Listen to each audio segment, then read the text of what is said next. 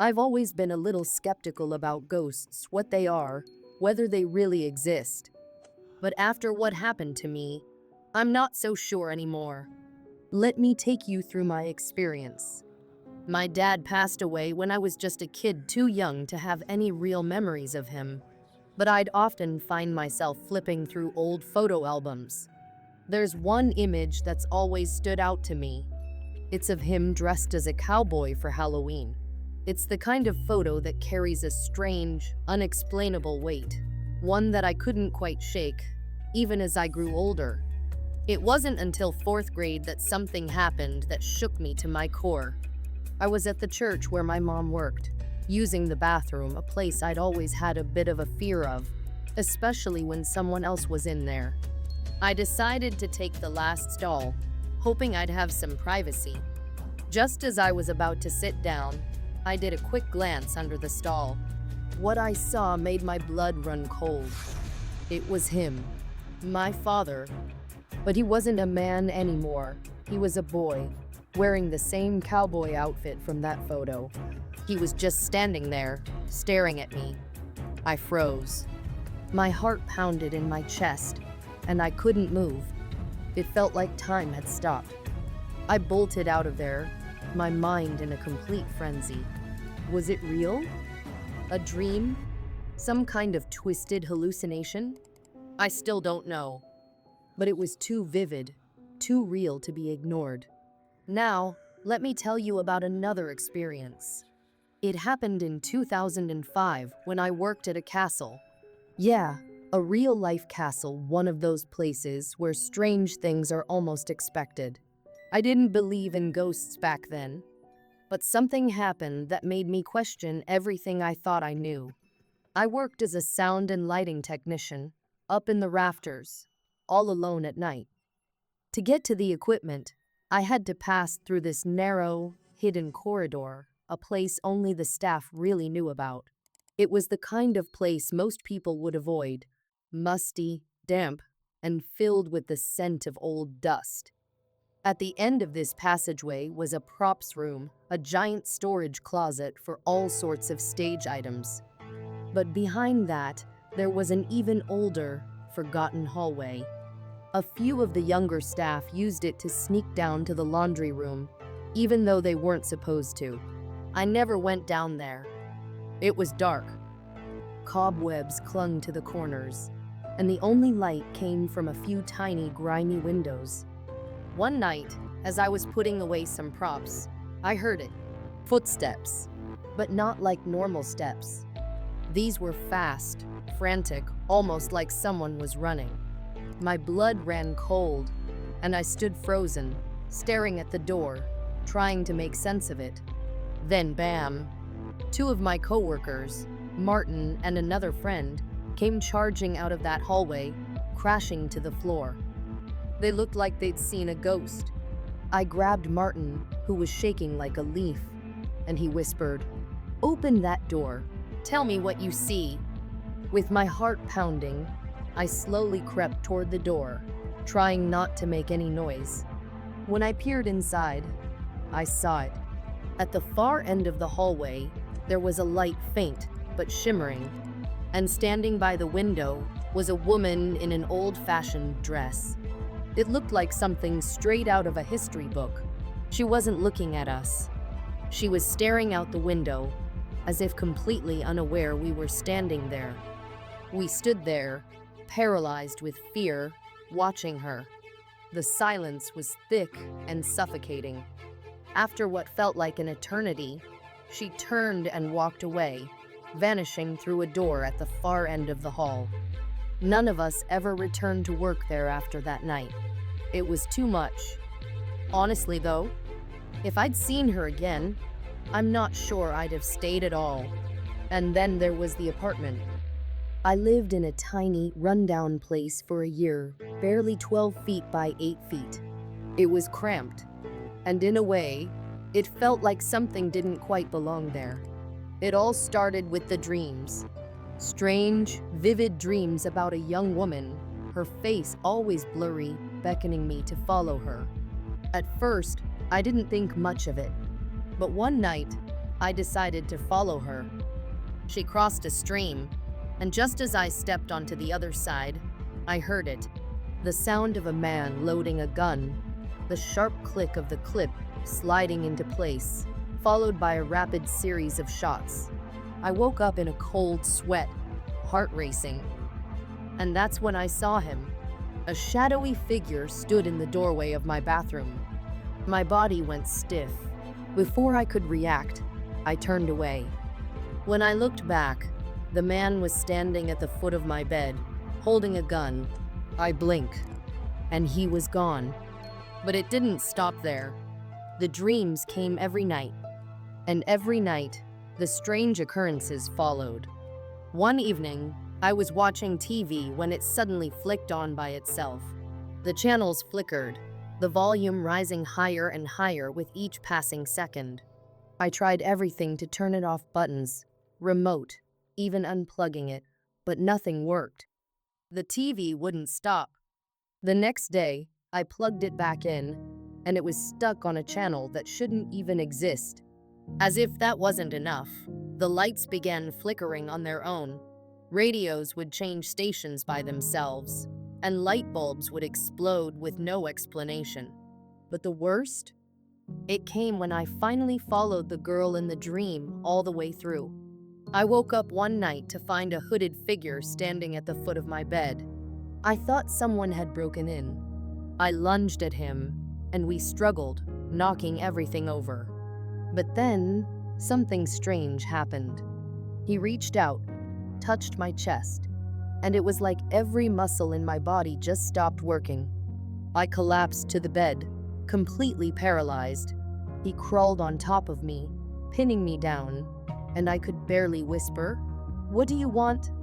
Leave me alone." I never stayed in that apartment after that. It wasn't just the dreams anymore. It was everything. Something was there, something that shouldn't have been, and it wanted something from me. And just like that, he vanished, leaving me lying there, terrified, until morning. And then there's the story of my friend Sam. We used to game together in the early days of the internet. We'd play Cyberstrike on the Genie network and chat on AIM. He went on to work for the airlines, while I stayed in software development. We kept in touch, mostly through AIM, even after he left the military. But a year ago, Sam passed away from cancer. A couple of weeks later, I was working when I heard that familiar sound, the door opening sound effect on AIM. Sam had logged in. I knew it wasn't really him. His wife had probably turned the computer on, and AIM had started up on its own. But it still gave me chills. Sam still pops up on AIM every few months. At least twice a month, his name appears. But here's the thing. It's not Sam. It's just a shadow of him reaching out from the other side. What do you think? Are these just coincidences? Or are they signs from beyond? I'll leave that up to you to decide. But one thing's for sure, some of us are never truly alone. It started out as a thought about helicopters or the Navy, but I quickly caught myself. I realized that wouldn't sit well with his wife, though I imagine he would have found it amusing. This was years ago, back when I lived in an old, war-torn part of Liverpool. The area had been heavily bombed during the war, and many of the houses on my street were either destroyed, damaged, or abandoned. My place was a top-floor apartment in a dilapidated Victorian row house, with the two neighboring units boarded up and empty. The couple living on the ground floor had been there when I moved in, but the middle floor was vacant. I shared the top floor with my dog, Blue, an old, blind English sheepdog who couldn't see a thing. One evening, as I was preparing dinner, I heard screaming from below. My heart jumped, and I rushed to the banister, peering over it to see the girl from the ground floor crawling up the stairs. She was hysterical, screaming that Tony, her boyfriend, was dead. I bolted downstairs and followed her frantic finger pointing toward their bedroom. Inside, I found Tony on the floor, dressed in women's clothes, fishnet tights, a short skirt, high heels. He had tied himself in chains, and a plastic bag covered his head. His contorted face, eyes and mouth wide in agony, was visible through the plastic. It was clear he had struggled for his last breath. When I touched him, he was stiff, had been dead for hours. The police and ambulance arrived, and they took his body away. His girlfriend's family came and took her with them. A couple of days later, they returned to collect her things and cleared out some of Tony's belongings. Among them was a near-new electric drill motor, which I salvaged from the trash. They also asked me to feed their cat until things settled, and handed me a few tins of cat food. For weeks, I made a habit of feeding the cat every night before bed. The apartments had a layout where every room opened into a central hallway. Each room had its own lock, but the only room left unlocked was the kitchen, where I fed the cat. Everything else remained tightly locked. Then, one fateful Saturday night, the storm rolled in. Thunder rattled the windows, and the wind howled through the house like a banshee. I was watching a late-night horror movie called The Norlis Tapes, about a dead guy who just won't stay dead. An hour into the film, there was a sudden, deafening bang from somewhere in the house. I figured it was just the middle floor doors swinging in the wind. But then, there was another bang, louder this time. Blue was trembling beside me. I jumped out of my skin as the movie's dead guy struggled on screen, and now the house was shaking with strange noises. It felt too eerie. When the film finally ended, I decided it was time to feed the cat. I grabbed a tin of food and made my way downstairs, passing the middle apartment where all the doors were still shut. I hesitated for a second, then shrugged it off and continued. Halfway down the final flight of stairs, I reached the bottom, where I saw Tony's bedroom door slowly creak open. It had been locked since his death, so this was impossible. The door swung halfway open, stopped, and then slammed shut with a loud crash. Just as that happened, the sucker light switch in the stairwell clicked off and the lights went out. Darkness swallowed the hallway. The cat food flew out of my hands, and I froze. In the pitch black, I could feel my heart racing as Blue quivered at my feet. I had to get upstairs. There was no other way out but past Tony's locked bedroom door. My feet barely hit the first step as I rushed back up to the top floor. When I looked down, standing in the stairwell 3 floors below me, was Tony. His plastic bag was still over his head. My heart pounded like I'd never felt before. I couldn't tear my eyes away as he stood still, staring up at me with that haunting, vacant gaze. Finally, his head dropped, and he walked out of sight. Panicking, I raced to the only other exit, an emergency escape hole between the row houses, filled with just a thin layer of drywall. I kicked it loose like a maniac and crawled through into the next house, which had been boarded up for years. The floor was covered in debris, and I stumbled through the dark, finding the stairs. But halfway down the second flight, the stairs gave way beneath me, and I fell, crashing to the landing. Winded, I got up and hurried down the last flight of stairs, but the front door wouldn't budge. I had no idea how to open it in the dark, and I couldn't shake the feeling that Tony was closing in on me. I ran into the front room and started kicking at the plywood nailed to the window. Eventually, it fell out, and I jumped through the window, landing on a nail that pierced my knee. I didn't care. I ran down the street, not stopping until I reached a friend's house around 4 a.m. I didn't return to that house until a few days later with a group of friends to collect my things. I never told anyone what happened that night. I just made up some excuse about a falling out with the landlord. Even with the sun shining, I couldn't bring myself to go into that house. I looked back over the years and still wonder what I saw that night. Maybe it was just my mind playing tricks. but I know the fear I felt was real. The worst part, Lou was gone. I can only assume he followed me through the hole and got lost in the darkness. I never found him. Years later, my daughter saw a man in a top hat and suit standing in our living room, gazing out the window. She thought it was someone visiting us, but the man didn't respond when she spoke to him. He seemed like he was from a different era, like someone out of Oregon Trail or a photograph. I didn't think much of it until I later cared for a friend's house while he was in hospice. After he passed, I visited the house often. One time, my friend took me into his bedroom to show me his collection of firearms. He stepped out for a few minutes, and that's when I smelled a faint odor of a pipe, like someone had been smoking recently. But neither my friend nor his wife smoked. When his widow came back after he passed, she told me that she'd often smell tobacco burning at night when her husband was away. She'd yell, "Old man, put that nasty thing out," and the smell would vanish. She believed it was the previous owner, a lonely old man who had lived there until he died. I never told her about what I smelled in that room, but it was odd, strange, but not a ghost story. I also worked for a property management company, taking care of winterizing lake cottages.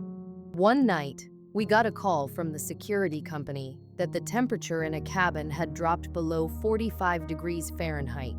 I went to relight the furnace, but as I walked through the house, I heard heavy footsteps upstairs. It was unmistakable heel, toe, heel, toe. But when I rushed upstairs to check, there was no one there. I always double-check the back door, ensuring it's locked before bed. But that night, something felt off. The cabin was still too still. I couldn't see anyone outside, yet a strange unease crept over me. I don't believe in ghosts, at least not in the traditional sense. But that night, I couldn't shake the feeling that something wasn't right. I was about 13, reading in my bed when I first noticed it. Out of the corner of my eye, I saw a figure in the hallway. At first, I thought it was just my mind playing tricks, but then it became clear. There, standing perfectly still, was a silhouette. It had long hair, pulled back into a ponytail, just like my father's. Naturally, I thought it was him, but something was wrong. The figure's eyes, they glowed faintly, an eerie orange that seemed to pierce through the darkness. When I turned to look directly, it was gone. I shot out of bed and raced downstairs. My mother was the only one home. My heart was racing. The next day, while sitting at my computer in the landing, I heard footsteps at the bottom of the stairs. I turned to see who it was, but instead, a bright orange package with a light blue ribbon suddenly appeared, sailing up the stairs and landing a few steps down. I quickly rushed over to grab it, but when I reached the spot, there was nothing there. Confused, I asked my mom if she had thrown anything up the stairs. She said no, with a puzzled look on her face. Both of these events stayed with me, vivid in my memory. And from that point on, I never slept well in that house.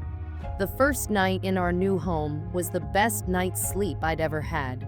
I don't believe in ghosts, but there was something about that old house that I couldn't ignore.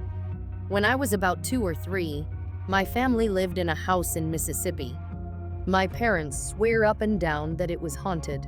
The kitchen cabinets would open and close by themselves. The attic door in the garage would randomly swing open, and the lights would flicker on and off. Sometimes it was just the power, but other times, the switches themselves would malfunction.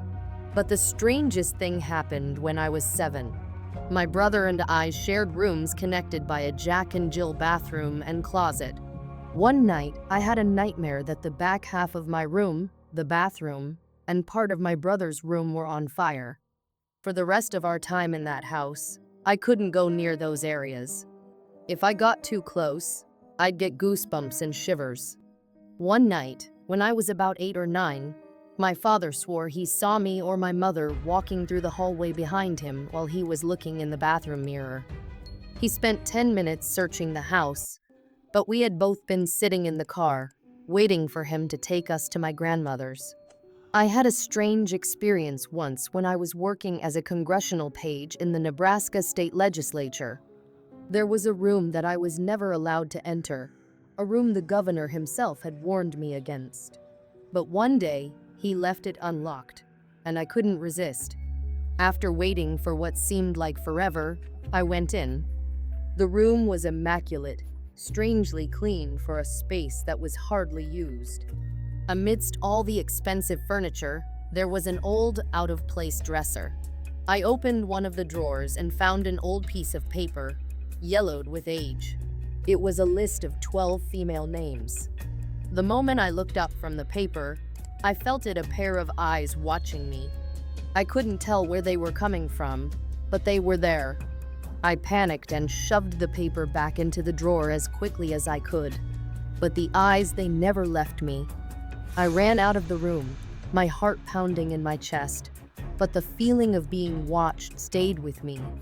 I left that job that night, and I've never been back to that room. There was a house my friends used to live in, an old farmhouse with a history that gave you chills. Doors would open and slam shut by themselves. A cold mist would descend the stairs, and voices that sounded like men talking echoed through the hallways at night. My friend's girlfriend once found a magnet on the dryer that simply said, "Leave." A few weeks after my father passed away, my 2-year-old daughter gave me chills. After I gave her a bath, she lay down on the bed, but she kept staring at the ceiling, unblinking. When I asked her what she was looking at, she said, "Pop, Pop." I asked her where Pop Pop was, and she pointed to the ceiling. I stayed with my mom and her boyfriend in New York City for a year. One night, I woke up and went to the bathroom. When I returned, I saw an old lady sitting on my bed. Startled, I stepped out of the room. I turned on the light, and she was gone. The next morning, my mom's boyfriend asked me to describe the woman. I described her in detail. About my height, plump, with short, silvery curls, wearing a plain nightgown and knit slippers. He looked at me, his face going pale. He said, "That's my grandmother." The room I had been sleeping in was the same room she had passed away in years earlier. My house, over 100 years old, has its fair share of strange occurrences. My older sister used to sleep in my room, but she moved out because she couldn't handle the strange happenings. When I was younger, I was always terrified at bedtime, feeling as if someone was watching me. To calm me down, my mom would use a natural sedative, but it never eased my fear. Even now, at 18, I keep things piled in front of my closet door because sometimes it just opens by itself. A few times, it's slammed against the wall. One night, while I was home alone with my sister, I was helping her with a clay sculpture when a pen on the table began turning. It rotated 270 degrees, then snapped back to its original position, repeating the motion over and over again. It only stopped when I took it off the table. My dog, too, refuses to sleep alone at night. If he's by himself, he barks relentlessly, as if something is disturbing him. He just can't settle down. My last apartment was the strangest yet. It was haunted, no doubt. I would often hear noises in the kitchen, like someone rummaging through the dishes. There were times when I'd hear footsteps coming from the attic, clear as day. And once, I heard loud banging noises, as if someone was moving furniture.